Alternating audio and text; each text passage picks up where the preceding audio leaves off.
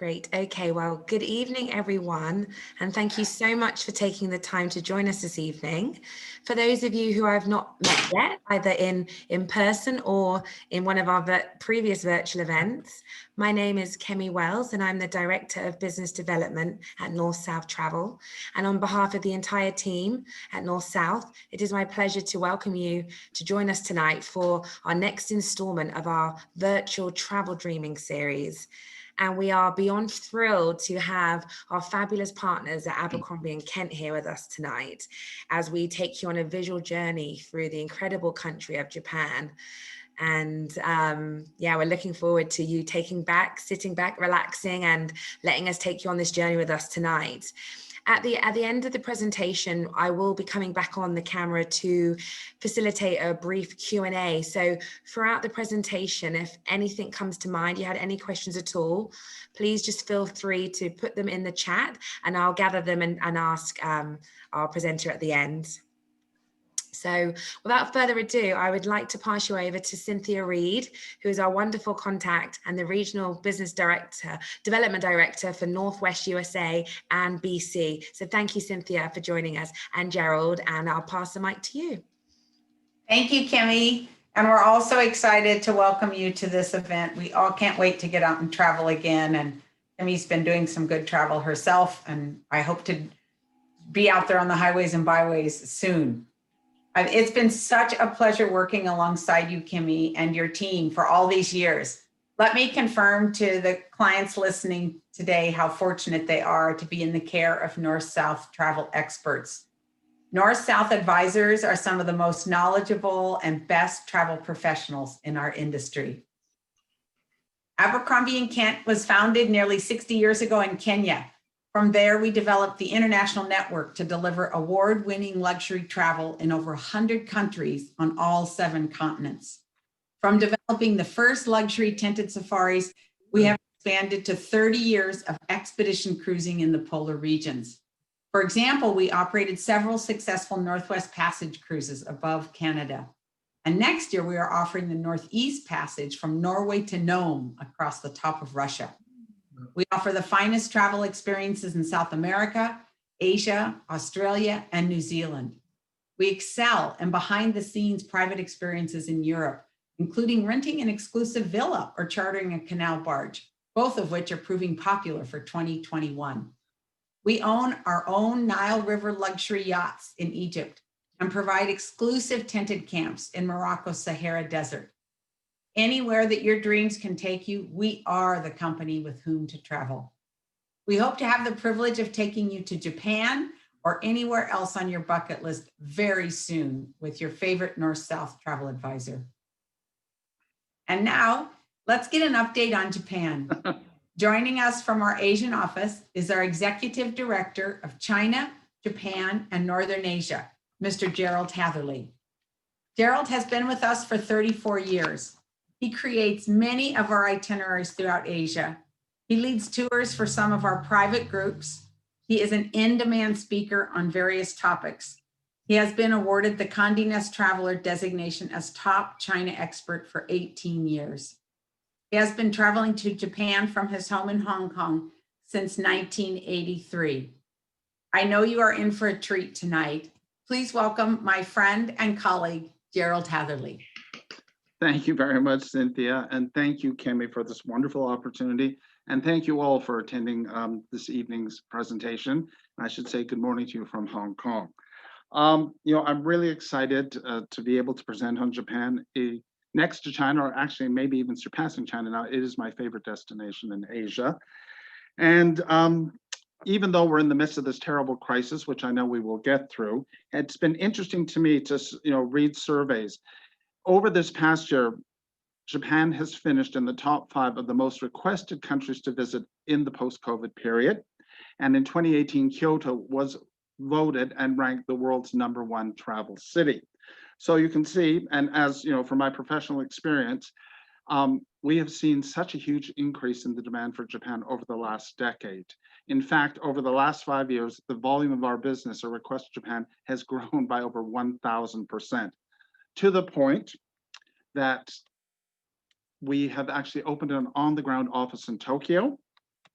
and staffed by 15 full-time professional travel advisors, in addition to a wonderful group of guides. But prior to starting, and I should also note at the end of this presentation, I want to take you on a very quick visit to two other destinations in Asia that we're really excited about for the future. Those are South Korea and Malaysia. But to start with, I just want to give you a quick update on the COVID situation in our part of the world. As you are well aware, COVID originated in China last December. Being on the front lines, Japan, South Korea, Hong Kong, Taiwan, we were hit very quickly. And speaking from my personal experience, we've been hit by 3 waves of COVID. But what has emerged is throughout our region, there's been incredible management of the virus, and I include Japan in this as well. We are used to, I suppose, because we've been through SARS, we've been through avian flu, we've been through H1N1. So people throughout our region are very compliant about wearing face masks. And I can tell you this year, my physician told me, because of the mandate to wear face masks, not only has COVID been well controlled, we had the lowest flu season in our history. So, it does make a difference. And so much so that on Monday next week, Singapore and Hong Kong will enter into a travel bubble. So we are at the stage we're feeling very secure about this. So people from Hong Kong and Singapore can travel to each other's cities. All that is required is you have a COVID negative test taken 72 hours prior to departure. And then on your return, you take another COVID test. There is no mandatory quarantine between the two cities. And once there, you're free to travel. Now, Japan is also very excited about this. They're entering into discussions because once we expand, we see how this goes between Hong Kong and Singapore. Japan, South Korea, Thailand, Vietnam all want to be part of this travel bubble. So saying that without further ado, then let's, go to Japan. Excuse me. So just to open with, I'll just give you very quick, sort of a few facts to know. As Canadian or US travelers, you are not required to have a visa for Japan. In fact, you'll get 30 days on arrival. Just remember your passports need to be valid for 3 months after the date of your departure. We're often asked, when is the best time to go to Japan? I will give you my honest opinion. I think it's a wonderful year-round destination, but traditionally there are 2 peak periods, the spring and the autumn, and there are 2 reasons for that. One, it represents the best weather of the year in terms of temperatures. They're between 15 to 20. They are drier periods of the year, but more importantly for the Japanese, they represent 2 very important festival periods. One, of course, in spring is Sakura, or the cherry blossom. The Japanese are very meticulous in how they prepare for cherry blossom. So they have established cherry blossom is best viewed between late March through about April 10th. The autumn is also very important because it's the period of beautiful autumn foliage. Autumn in Japan is a little different than North America. It really doesn't begin until mid or late October and lasts through the month of November into early December. And it truly has some of the most beautiful foliage of, in all of Northeast Asia. So I'm going to give you just a little propaganda. A&K does wonderful trips to Japan.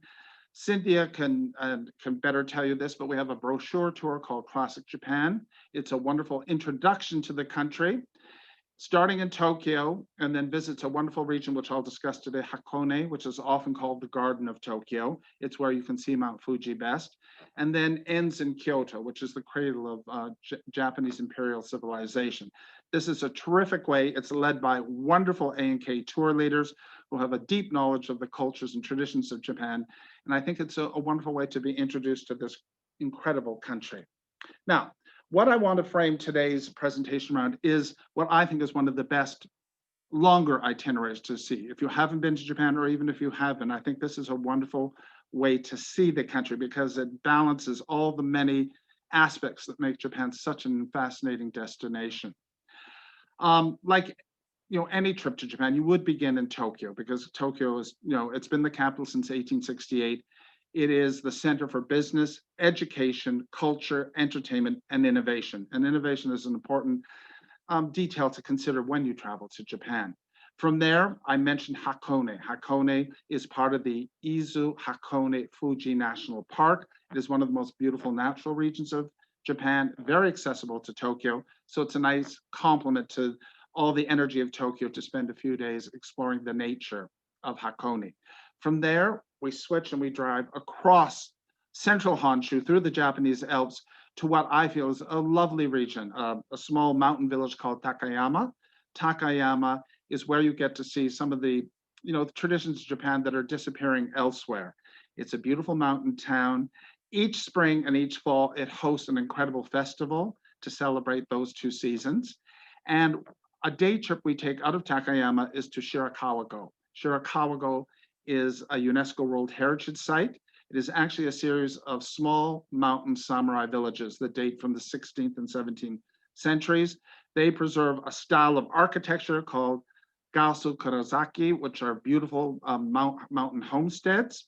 And from there, we go on and visit the city of Kanazawa. As a traveler, Kanazawa is my favorite city in Japan. I think it's also one of the most underappreciated.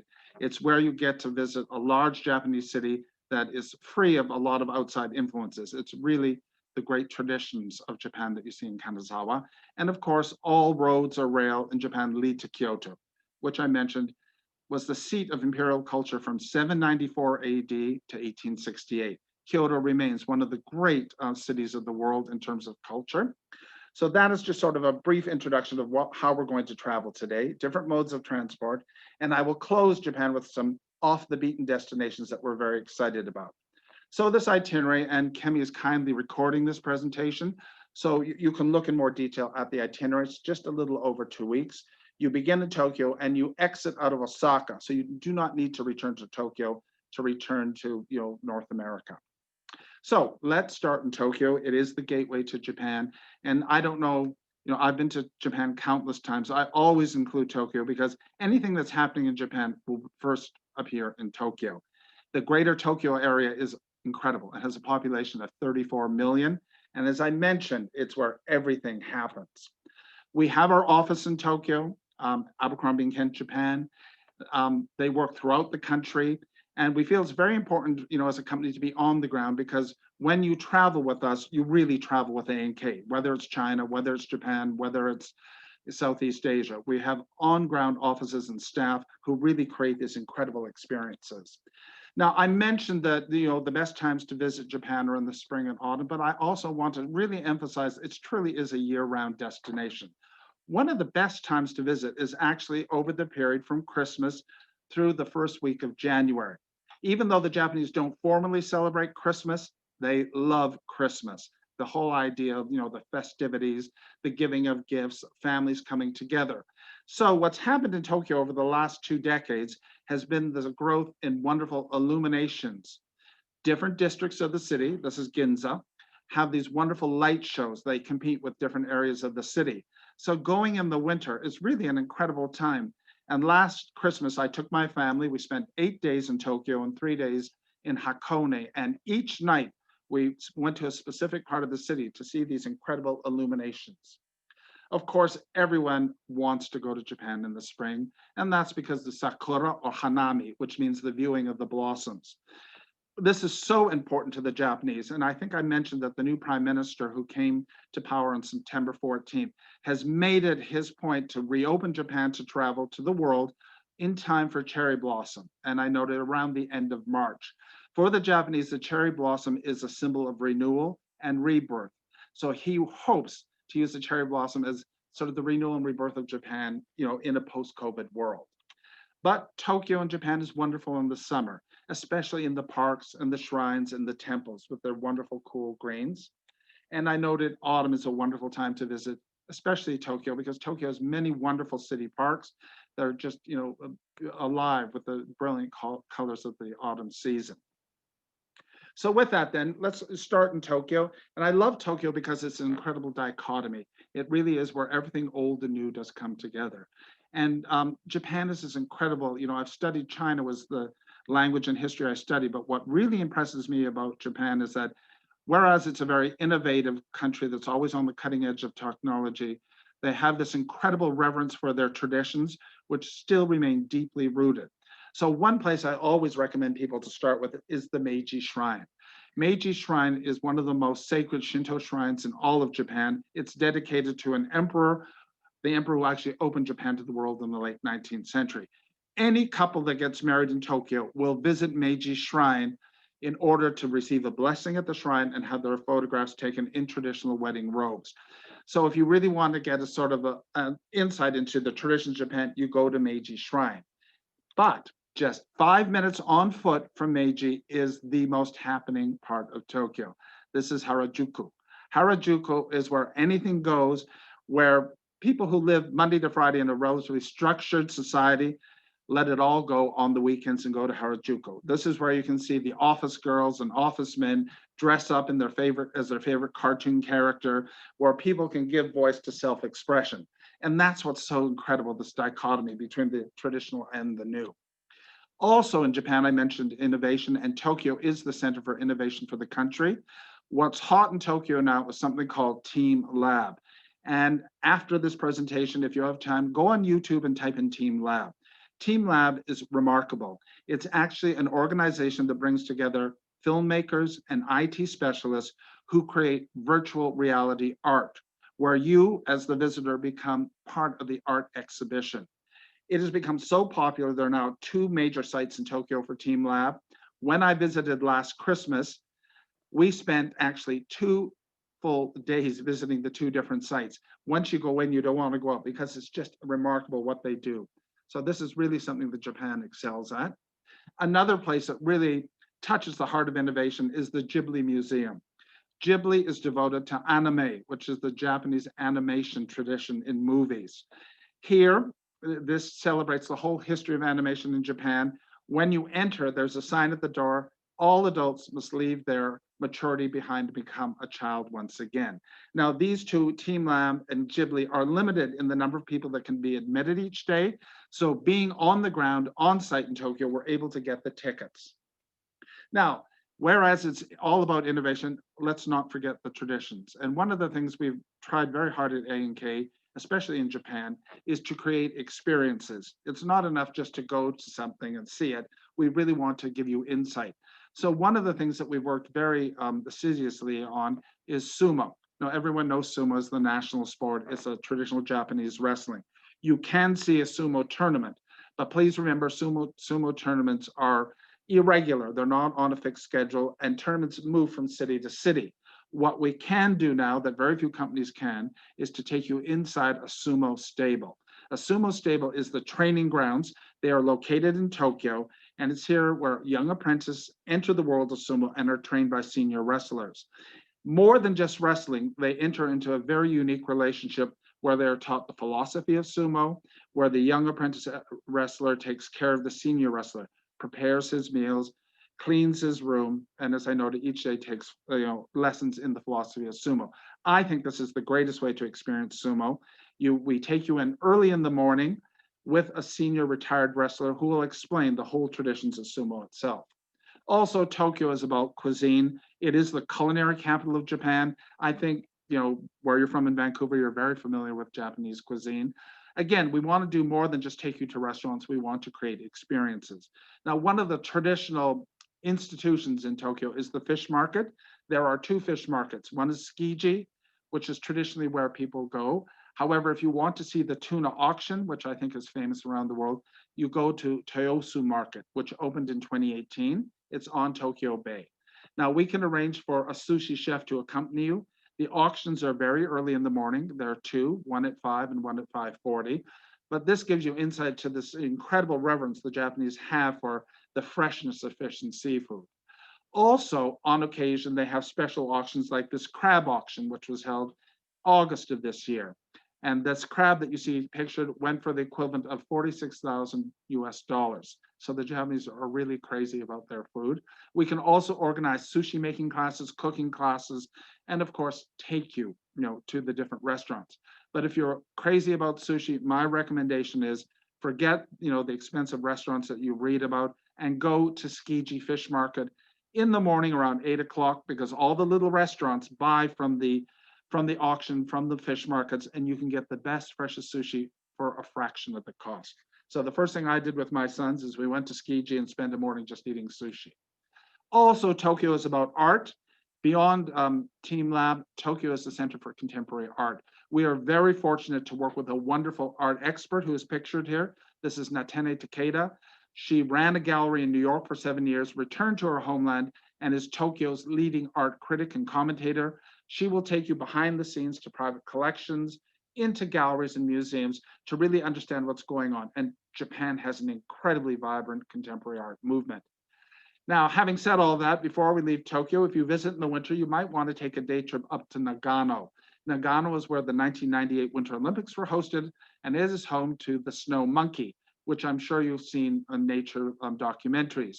These are monkeys that come down from the mountains during the winter months to keep warm in the volcanic hot springs.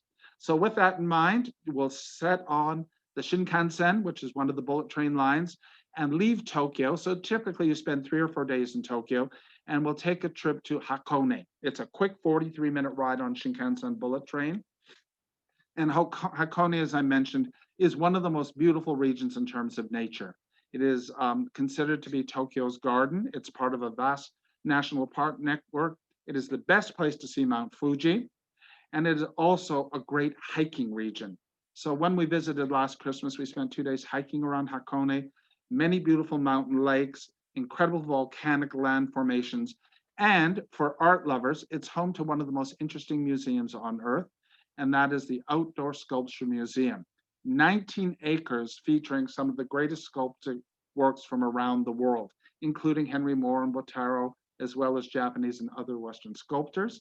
It also has a gallery devoted to Picasso, whether it's lithographs, prints, or sculptures. It's the single greatest collection of Picasso's works in the world.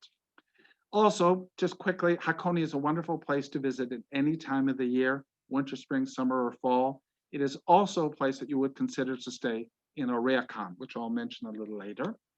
Then I noted from Hakone, we travel across central Honshu to visit Takayama and Shirakawa-go. Takayama is in the upper left. This is this wonderful mountain town, a wonderful repository of 19th century Japanese architecture. It is where a lot of sake is brewed, where a lot of traditional snack foods are made. So it's wonderful insight to Japan, before the 20th century. It's a great experience. Shirakawa-go is the day trip we make to this incredible villages high in the Japanese Alps. And there is nowhere else in Japan that you can see this typical or traditional style of architecture. While we're in Takayama, we have a wonderful relationship with a sake sommelier. In France and Europe, people, appreciate their wines, but in Japan, it's all about sake. So we're very fortunate if you really want to have a sake event, we can ask our friend to come in the evening and have you sample different grades and varieties of sake. Kanazawa, as I mentioned, is my favorite city in Japan, and I cannot speak more highly for this city. What's great about it is truly Japanese. There's very little Western outside influence. The Japanese refer to it as Little Kyoto, and that's because it has all the great imperial traditions of Japan without the tourist crowds. It is home to one of the most beautiful public gardens on Earth. This is Kenryuken Garden. It is voted one of the 3 great gardens of Japan's traditional history. It is open year-round, and as you can see, it's beautiful at any time of the year. What I really find impressive about Kanazawa is where you go to experience some interesting traditions like geisha. Now, of course, in Kyoto, we do include geisha. People go to the Gion, but honestly, in Kanazawa, it is authentic, non-commercial geisha tradition. There are 3 districts of the cities that are geisha areas. This is for the Japanese. It's not touristic at all, but we can organize, private visits in the evening to learn more about the culture of the geisha. And the other thing that perhaps is even more unique is Kanazawa is the only city in Japan left that has any tradition of the samurai. In the late 19th century, when the Meiji Emperor came to the throne, one of the first things he did was to decommission the samurai. They were the traditional warriors who served the shogun. Many of the samurai retired to Kanazawa and created an entire city district devoted to their culture. Today, it is still well preserved. We can organize historic walking tours through this particular district. And in the heart of the samurai district is a beautiful public museum called Nomura House that is devoted to the whole tradition of the samurai. Also, Kanazawa is a great place for the traditional theatrical traditions of Japan, kabuki and no. And again, I'll reiterate, being on the ground, we have access to tickets at all times. And for me, you've all heard of the tea ceremony. A lot of people love to go to Kyoto to do the tea ceremony. We can do that, but we are very fortunate in NK to have a wonderful relationship. We work with a woman, her name is Junko Asai, She is the 7th generation tea master for her family. Her family's garden in Kanazawa is 400 years old. Her family for 400 years served tea to the shogun who used to administer the city. Each day the shogun would come down to their tea house, and we are very fortunate that Junko will recreate the whole imperial tea ceremony tradition for our travelers in her 400-year-old tea house. And the tea ceremony is so rich in philosophical outlook. There are 4 characters, ichi ihui. In Japanese, that means we but meet once in a lifetime at this tea ceremony. So it's a reflection on life. It's a reflection on this chance meeting we have. Now, quickly, Kanazawa is also about traditional arts and crafts. It is home to textile dyeing, ceramics, gold leaf, the traditions of Japanese sweets, and it also has an incredible seafood market called Omicho. Whenever we visit Kanazawa, we must go to Omicho for sushi. Now, leaving Kanazawa, we get on board the Thunderbird Express, which is another high-speed train that takes us down to Kyoto. And as I noted, no trip to Japan would be complete without visiting this city. It was for over 1,000 years the seat of Japanese imperial culture. It's where all the great traditions of Japan, were formed. And quickly, I just wanted to show you 3 iconic sites in Kyoto. This is Kinkakuji. It is the most iconic site in the city of Kyoto. It's a Buddhist temple that was originally built as a samurai's villa. This is Fushinara Taisha. It's the largest Shinto shrine. It's this incredible shrine that's located on the top of a hill. And as you walk up the hill, you go through these incredible torii gates. Each of these gates is a donation by a visit. Inari is the goddess of rice or abundance in business. So it's dedicated to business prosperity. And this is Saihoji. Saihoji is the moss garden. Kyoto is home to many temples and gardens. I think Saihoji encapsulates just the best of the Japanese reverence for nature. This garden is planted and curated with hundreds of different varieties of moss. Now, like Tokyo, we like to create experiences while you're in Japan. In Kyoto, we start the early mornings with a meditation class in a local Zen temple. We love to take people to the western side of Kyoto to an area called Arashiyama, which is an area of bamboo forests. Here we can organize bicycle rides, hiking, but to take you inside these incredibly beautiful bamboo groves. Of course, I mentioned the tea shrine, a tea ceremony, which we can organize, but we're also very fortunate to have a wonderful resource in Kyoto who can take you behind the scenes into private Zen gardens. So it really is an all-encompassing experience. And again, of course, we can do geisha. The Gion is the popular area for geisha in Kyoto. It was made famous in the West by a book by Arthur Golden called Memoirs of a Geisha. It is quite commercial, but again, through our contacts, who I'll discuss in a minute, we can take you behind the scenes. Now, this gentleman you see pictured is one of our best kept secrets in Kyoto. This is Alex Kerr. Alex, and you can Google him, is the world's greatest living expert on Japan who is not Japanese. He is an American. He studied to the PhD level at Yale University in Japanese history and culture. He has lived in Kyoto since 1976. He is the author of 12 different books on the disappearing culture of Japan. Many of those he wrote in Japanese himself. He, for our clients, will take you behind the scenes on back alley tours of Kyoto to these incredible small gardens that tourists never see. And on occasion, if you're interested, Alex will invite you to his home. He lives in a 400-year-old Japanese house that's on the grounds of a Shinto shrine. And there he can organize in the evening to bring in a geiko and a meiko. Geiko is the senior geisha, meiko is the apprentice geisha, and give you an introduction to the world of geisha. He really opens the world of Japan like no other. Now, I mentioned ryokan. On any visit to Japan, you should at least at one point on your trip stay in a ryokan. And I would recommend either in Hakone because of its beautiful natural setting, or in Kyoto because of its great cultural history. In Kyoto, there are many famous historic ryokan, and ryokan is more than just a physical structure. It is a whole concept of hospitality and service that you will never find in a hotel. So at some point, it is really crucial that you experience this incredible tradition of hospitality. And during your stay in Kyoto, we always make it a point to do some day trips. So we normally base ourselves in Kyoto for anywhere from 3 to 5 nights. And if you do 5 nights, then you can make a day trip to Nara, which is the first capital of Japan. It's very close to Kyoto. It's where Buddhism took root in Japan, or down to Hiroshima. Now, we're all familiar with Hiroshima because of World War II and the dropping of the atomic bomb, but it is also a great place for the Shinto religion. In Hiroshima Bay, there's a beautiful island called Miyajima, which we visit. It is home to one of the largest networks of Shinto shrines anywhere in Japan. Now, after this trip, as I said, you can exit from Osaka, but before we leave Japan, I wanted to just take you to some areas that you might want to consider for the future, which we are so excited about. And these, I simply call off the beaten path Japan. One of the newest discoveries is a place called Hakuba. Hakuba is in the Japanese Alps. It is actually relatively accessible from Tokyo. It's near Nagano, the site that hosted the 1998 Winter Olympics. It is actually a glamping area, or glamorous camping as they call it. Here there are 8 luxury tents. Each tent is 1,000 square feet in size. It is staffed by a great culinary chef who is a Michelin star chef. And they have several naturalists who work exclusively for this glamping site in Hakuba, who during the daytime take you on nature walks. And again, I think people are often, you focus on the cities like Kyoto and Tokyo, but Japan, especially in the Japanese Alps, has some incredible natural beauty that really is not unlike the Rocky Mountains in British Columbia and Alberta. Incredible snow-capped mountains, beautiful forests, and they do these wonderful nature walks during the day. The other place that I'm most excited about that's just becoming discovered is the Inland Sea. This is the sea that links Shikoku and Honshu in southern Honshu. It's the sea between the two islands.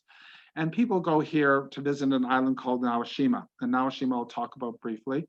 But before we do that, one way to get to Naoshima is to take the Guntu. The Guntu is the world's only floating luxury ryokan. It is a ship that is a floating ryokan.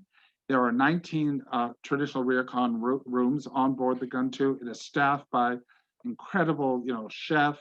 It has the traditional onsen or hot spring, spa services. And the reason we recommend this is so that you can visit Naoshima. Naoshima is perhaps one of the world's new art hotspots. I did mention Tokyo as an incredible contemporary art culture. Naoshima represents the gathering of artists from around the world. It is actually 3 islands where everything is all about contemporary art, from art installations, museums, galleries, performance art. And there's only one place to stay in Naoshima, and that's in the Benesse House Hotel. So getting space can be difficult. So with the launching of the Guntu last year, you have this wonderful ryokan experience on the sea that stops for a day at Naoshima. Now, we often get people who want to explore Naoshima in depth. So then my recommendation is you need to contact North-South Travel well in advance in order for us to get you the space at Benesse House. Now, let's move north, and I want to reemphasize why I think Japan is such a great year-round destination. The island of Hokkaido has become the leading center for skiing and winter sports in Asia. It is now becoming familiar to skiers in both Canada and the US. It is featured on 2 major ski passes in the United States, Epic and Icon. And Hokkaido has some of the, in terms of snowfall, some of the greatest snowfalls on Earth. Niseko, which is one of the biggest resorts on the island of Hokkaido, receives 15 meters or 50 feet of powder snow a year on average. And that's because it's a network of 5 mountains that face the Sea of Japan. So literally every second day they get a dump of fresh powder. It is a great place to experience winter sports. It has ski and ski out facilities, English-speaking ski patrol and ski instruction. So it really is, accessible for international skiing. So with that in mind, I'd like to tell people, think about Japan in the winter, do a little skiing, do a little snowshoeing, and then go south to Tokyo to explore the country. The capital of Hokkaido is Sapporo. Sapporo is home to the world's largest ice festival held every winter in January and February. So it makes for a really all-around great winter experience. But Hokkaido is also a summer destination. Hokkaido is also home to one of Japan's very unique indigenous cultures called the Ainu. These are the original Japanese people, not unlike the First Nations of Canada. They are small in number, but they have a very rich, deep sense of tradition and culture. And also in summer, Hokkaido is called Flower Island. And that's because there's been the development of this wonderful flower tourism, lavender, all types of wildflowers that are now cultivated into these incredible rainbow fields that you can drive and visit. And at the other extreme, at the far south of Japan, we're excited about a group of islands called the Ryukyu Islands. The Ryukyu, as you can see on the map, are a chain of islands that run south from Kyushu, which is the last major or most southerly major island of Japan, and they run all the way down to Taiwan. They are home to the healthiest coral reefs, most pristine beaches, and clearest waters in East Asia. Now, there is now airlift to Okinawa, which is the main island, from Tokyo, Osaka, Shanghai, and Hong Kong. So this is a wonderful add-on to a trip to Japan. But I should emphasize the best time to visit is spring and autumn. The summer months in the Ryukyu can be subject to typhoons. And this is Ogasawara. These are another group of islands. They're 1,000 kilometers south of Tokyo, accessible only by boat. The boat runs every day from Tokyo. It's a 24-hour passage. But for the traveler who really wants to get away from it, these islands are called the Galapagos of Asia. They are untouched, have unique bird life and marine life. So I will wrap up Japan just quickly to say that we also once a year feature an incredible cruise to introduce Japan to you. This is the Wonders of Japan cruise. It sails all to the 4 main islands of Japan, so Hokkaido, Honshu, Shikoku, and Kyushu. I think in terms of value for money, because Japan is an expensive destination, this is the single, I think, best way to see the country. It is all inclusive. That we charter one of the Ponant ships, all balcony. We go with 11 onboard Japanese experts. Each port we visit, you have an option of 3 different experiences. So everything is included. And I think in terms of value for money, you cannot beat this for Japan. And with that, then, as we say in Japanese, sayonara. And I will end quickly with 2 destinations, South Korea and Malaysia, which I'm really excited about as well. South Korea is one that has just exploded for us in the last 2 years. Part of that has been fueled by the movie Parasite, and also because South Korea is considered the most innovative, most wired, most pop culture friendly country in Asia. South Korea is a smaller country, and we have a wonderful introductory tour that includes Seoul, its capital, then high-speed train down to Gyeongju. Gyeongju is the Kyoto of South Korea. It is the seat of Korean classical culture. Then a quick 1-hour ride down to Busan, which is this vibrant seaport, ending up on Jeju Island. Jeju is wild Korea, not known to North American travelers that well, but for hiking, for mountain climbing, for experiencing wildflowers, nothing beats it. So you start in Seoul. As I said, Seoul, you may or may not be aware, was destroyed at the end of the Korean War in 1953. It has been totally rebuilt. It has become this incredible, active, fun city. So we actually now have a Parasite tour that takes you to some of the sites that were featured in the movie. Korea has become the center of something called K-pop, which is pop music that is sweeping the world. We have access to one of the K-pop studios if you want to be a pop artist for a day. Korea also has this incredible tradition of cosmetics and spa culture. The city of Seoul has day spas throughout the city, so we can organize a little pampering. And if you're interested in active tourism, we go to Nami Island, just 90 minutes outside of Seoul, where you can zip line, hike, bike, do all sorts of daredevil activities. But Seoul, for me, is all about its incredible cuisine.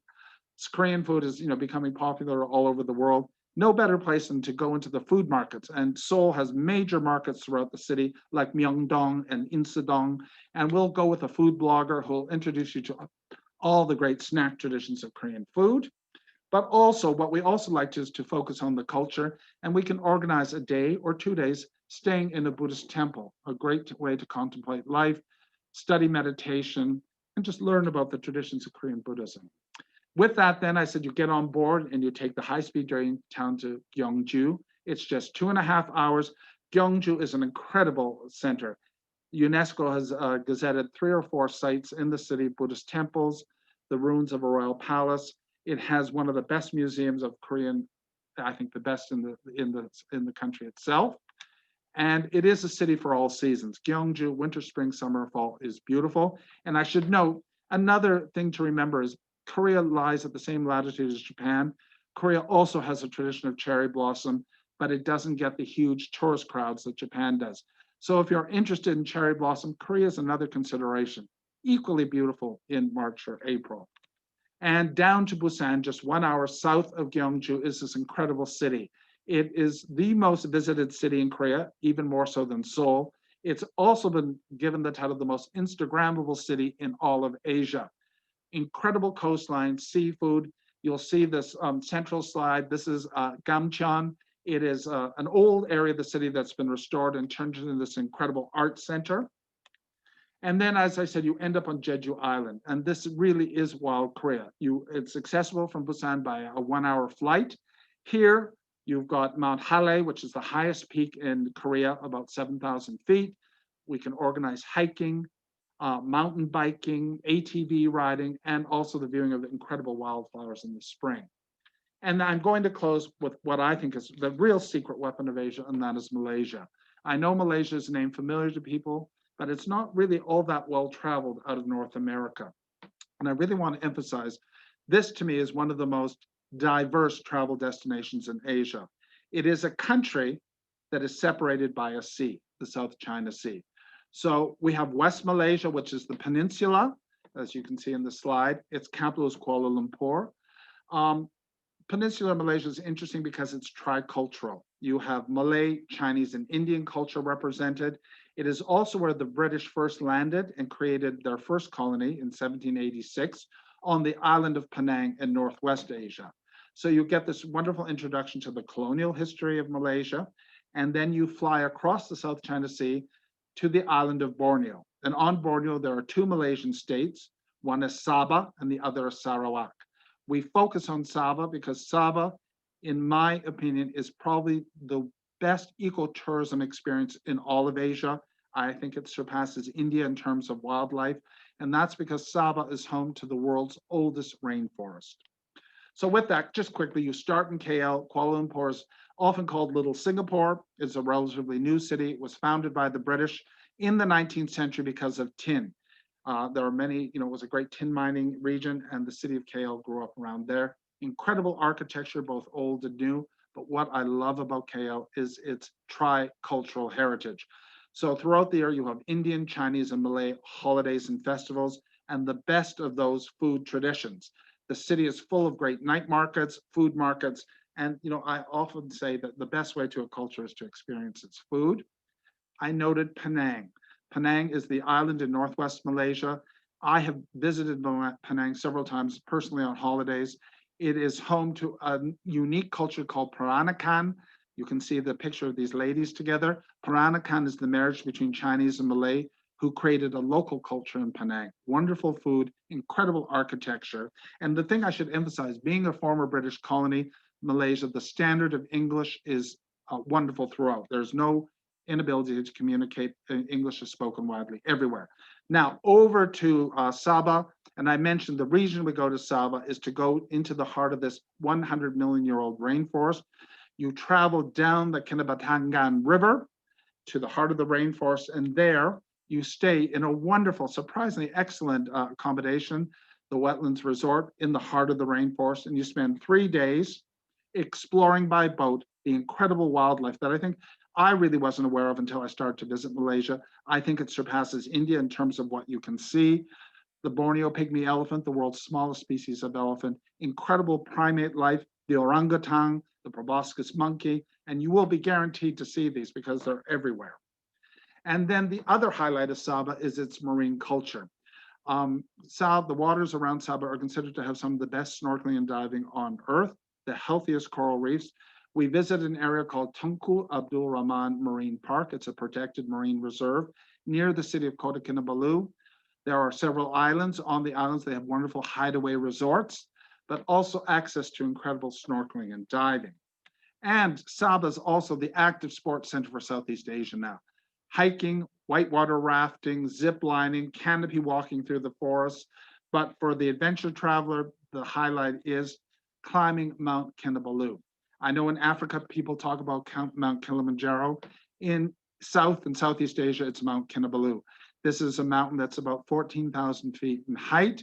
It's a 2 to 3 day hiking adventure, summiting adventure. When I first met my wife, one of the first things we did living in Asia was to go and climb Mount Kinabalu. It's sort of the ultimate for the traveler in Asia. So with that, I do thank you very much for allowing us to take the time to just introduce our part of the world. I hope in the post-COVID world, you'll consider Asia, Japan, or perhaps South Korea and Malaysia. But again, thank you, Cynthia, and thank you, Kemi, and thank you all for allowing us this time. Wow, wow, wow, wow. That was so interesting. I really hope everyone enjoyed that as much as me. Thank you, Gerald, for your thank you, Kemi. your incredibly comprehensive and inspiring presentation there, and even just quickly highlighting South Korea and Malaysia. I've only spent a day. They're wonderful. Amazing. I'm a diver myself, and I'm writing down that national park, and so I have to make sure I get there at some point. Yes. So I had a few questions that came in an email for the chat. And if anyone else had questions, please be sure to put them in the chat just as we wrap up here for the next few minutes. But one question was, is English widely spoken in Japan? And especially if you were to leave Tokyo, how would you kind of get on? Okay, that's an excellent question. Things are improving. I think the one thing, and this is coming from someone who's lived in the Japanese are very reticent about speaking. Young people do study English.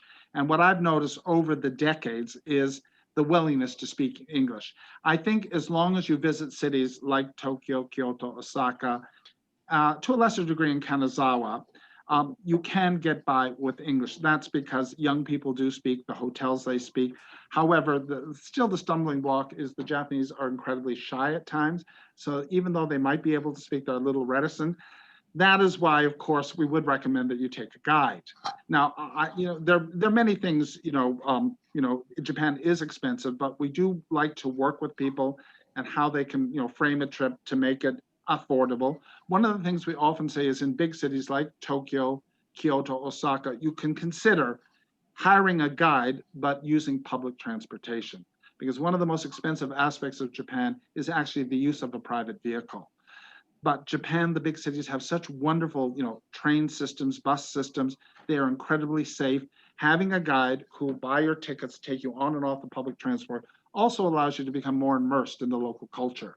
And I think, yes, English outside of the big cities can still be an issue. That's why we do feel having a guide makes it so important. But in the big cities now, I'm pleasantly surprised to see how much more English is being spoken by young people. And I also should make a footnote, and I didn't mention this, and I apologize. We all are aware that the Olympics were postponed this year in 2020. They are now slated from July 23rd to August 8th in Tokyo. And because of the Olympics, the Japanese government has invested heavily in English teaching. All the subway stops in Tokyo now are fully in English and Japanese. So they are making efforts to make it as convenient as possible. Even taxi drivers are taking courses on simple English. So there is a real drive, because I can tell you, with the COVID crisis, one of the great disappointments, of course, for Japan was not being able to stage the Olympics in 2020. So they are making it their biggest concerted effort to make these Olympics available, to open again to the world. So that's what's driving Japan's to reopen to international tourism, because they do not want to have to cancel the Olympics, because if they can't have it in 2021, unfortunately Tokyo will not be able to stage it. Yeah, absolutely. That's so very, it really is very a driver. interesting. Fingers crossed, absolutely. And Yeah. to your point about the guides, and you're right about the investment and obviously trying to make it affordable, and just to make sure everyone realizes about the different budgets, that we can work with. And personally for me, obviously growing up, I never had a guide or could afford one, but now in the few years that I have invested in one, it really makes an incredible difference. And even if even if you can't do it for the whole trip, I find even doing a half day or full day on my first day, so I can get an understanding of a city and then spend the next 2 days on my own to kind of make the balance of the budget. That's kind of a great way. But we kind of obviously this all can be tailored to kind of. That's a great suggestion, Kimmy. And that's, I agree. Maybe on one day in each of the major cities, utilize the guide. And as I noted, in Tokyo now, getting on and off the subway with the signage is very easy. Absolutely. The next question we have, interested in art history of Japan, what do you recommend as key places to visit? Okay. Of course, Tokyo. And Tokyo, for various reasons. One, of course, is contemporary, but I'm also, I have a great interest in art history in China and Japan. Tokyo is home, the National Museum has got an incredible collection of traditional Japanese art. There's also a place called the Nezu Museum, which is a privately held museum that focuses on the great Buddhist art history of Japan. So a great collection of Buddhist paintings, calligraphy, ceramics. So you definitely have to have include Tokyo. I would also say Kanazawa, which I mentioned, is home to the 21st Century Art Museum. It's a great contemporary art museum, but it also has this great tradition of arts and crafts. So ceramics, textile dyeing, gold leafing, all box making, all these very intricate Japanese traditional art forms can be found in Kanazawa. Hakone, which I featured, has the Outdoor Sculpture Museum, but it also has one of the finest museums of Japanese modernist art. So art from the 19th and early 20th centuries when Japan began to get outside influences. Japan's art tradition is, rooted in China and Korea, and that's because Buddhism was one of the first great influences on art. So that came from Korea and China. So places like Hakone, have these wonderful modernist museums where you get to see the origins of Japanese art. Of course, Naoshima, which I featured, Naoshima, really you can't not go to Japan for art and not visit Naoshima. And that's because it just draws on all the latest contemporary art, not just from Japan, but other parts of Asia and the world. And I also should say in Kyoto, the National Museum of Kyoto is one of the finest places, to see ceramics, again, because Kyoto and Nara are some of the earliest capitals. And also you need to go to Kyoto and really study the gardens. I mean, they are art forms in themselves, the Zen gardens. And then the city of Osaka, all the major cities have good museums, but the island of Kyushu is a major center for Japanese ceramics. So if you're interested in art, I would also think you should visit Kyushu to see some of the great kiln sites. I mean, this is very quick, but we can certainly give you more information. That's great. Great answer. Thank you. And this is recorded. So if anyone wants to specifically listen back to that, because that was quite a comprehensive answer. Thank you, Gerald. A couple more questions about what actually is a ryokan, sorry if I'm pronouncing that right. Okay, so ryokan, because we know you have to go to one, but someone asked actually what actually is it? Okay, so ryokan, it comes from the Chinese word kojan, which means an inn or a place to stay. So these are traditional Japanese style inns. So they're typically small. They're, as small as 3 or 4 rooms. A large ryokan might be 70 rooms. And I have to tell you, this is a deeply rooted tradition. There are ryokans, for instance, near Kanazawa, in a place called Kaga Onsan, which is a hot spring area, that are 1,000 years old. So they are deeply rooted in Japanese history, but they are very, for a Western visitor, I mean, there's something you probably would never have experienced. The rooms are typically Japanese in design. So they are tatami mat floors, maybe with a small, simple table, a flower arrangement. And then at night, the hostess or the staff in the ryokan will roll out a futon. Also part of the experience is eating. So in a ryokan, typically you have your breakfast and your dinner in your room in the ryokan, which is served by the wait staff. It's more than just staying in a room. It's a whole sort of tradition of service. Now, a lot of people, because it is so different, and typically you do sleep on the floor on a futon, find that maybe 1 or 2 nights is sufficient to get the experience. Because it is, it can be for some people, it's a little more difficult because you've got to get up and down off the floor. As I say, there's very little supporting furniture in the room itself. And the other thing about ryokan is the concept of onsen, O-N-S-E-N, which is the hot spring. As you're well aware, the Japanese have a great tradition around bathing in hot spring baths. So many of the ryokan are linked to an onsen or a hot spring area. So they often have in the ryokan a public bath area where they pipe in the water from the hot springs. Japanese baths are segregated by sex. So when you bathe, women bathe together and men bathe together. It's a very different kind of experience, but I think if you don't do it, you really are missing a very integral part of Japanese tradition. Now, to cater to Western travelers, there are ryokan that have moved with the times. So there, for instance, in Hakone, there's a very popular ryokan called Gora Kadan, which we use. And Gora Kadan will have rooms that have a Western bed. So you don't have to sleep on the floor if you find that uncomfortable. They do feature, like a king bed or a queen bed. So there are hybrid ryokans now that mix sort of East and West sort of hospitality. But ryokan, the term means an inn, but it's a whole concept of accommodation, service, and hospitality. And I said, probably the best places to do that is either in Kyoto or Hakone. I mean, of course, Tokyo, Osaka, and the big cities, you're better off to stay in a hotel. Yeah, great. Wow, I learned something new there as well. Thank you. And just we're coming to the very end now with our time, but we have one final question from tonight about moving over to Borneo. And Yes. if, off the top of your head, do you know what eco lodges do you work with or recommend in the rainforest? Are there many options? Well, It's kind of they're not a whole lot, but there are a few. In each of the major park areas, they'll have an eco lodge. Borneo Rainforest Lodge, the Sukau River Lodge, Kinabagan, which I showed you. We work, and there are not many, but we work with the best that are available. And it's the only way that you can get into the rainforest to see the wildlife is to stay at one of the lodges. All the lodges, I can tell you with assurance, are clean. They are rustic. Wi-Fi can be an issue. However, like the one I showed you, Kinabagan, some of the villas or the cabins are air conditioned. So, it is the only way to experience this. And each of these parks, whether it's Danam Valley or Kinabagan River, Sukau, they do have designated lodges. Not a lot, but they're there. But the number of people visiting these areas is rather limited. wowie, great. Well, thank you. Thank you And they so are great, and you won't have any problem staying at them. Good, great, good to know. Wow, in the interest of time, I am going to wrap that up.